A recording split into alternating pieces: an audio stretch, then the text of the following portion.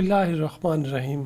حضرت علی ارشاد فرماتے ہیں، لوگوں کے عیبوں سے اس طرح غافل ہو جاؤ جیسے سوتے وقت دنیا سے غافل ہو جاتے ہو۔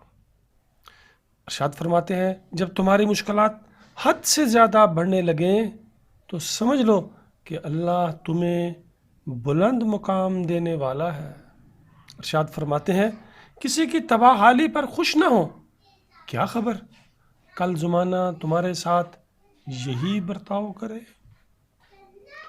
آپ ارشاد فرماتے ہیں، اگر کوئی تم سے پوچھے بتاؤ زندگی کیا ہے، تو تم ہتھیلی پر ذرا سی خاک رکھنا اور اسے پھونک مار کر اڑا دینا۔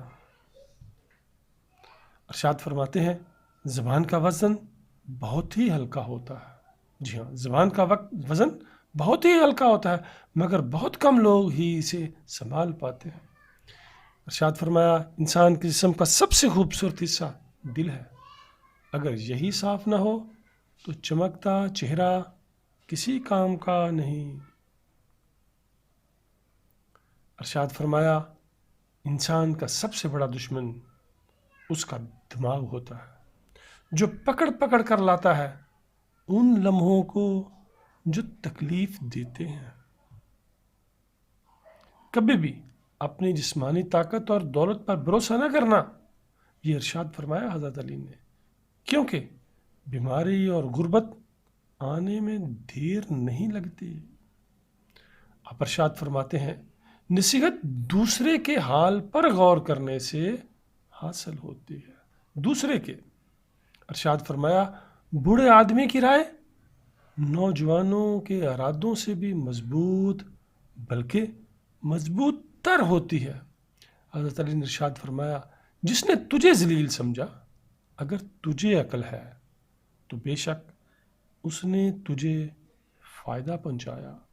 جو تمہارا غصہ برداشت کرے اور ثابت قدم رہے، جی غصہ برداشت کرے اور ثابت قدم رہے تو وہ تمہارا سچا دوست ہے۔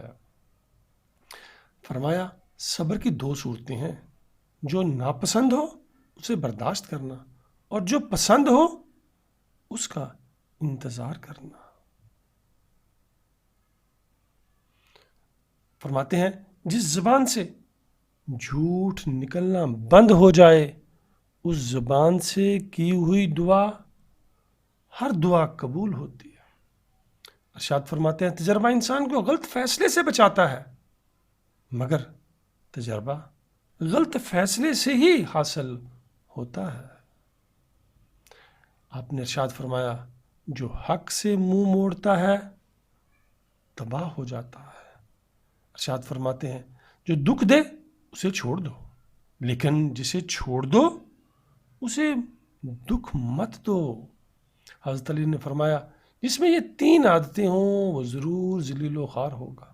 پہلی عادت، جو فضول خرچ کرتا ہو، دوسری عادت جھوٹ بولنا ہے، اور تیسری عادت غصہ کرنا ہے۔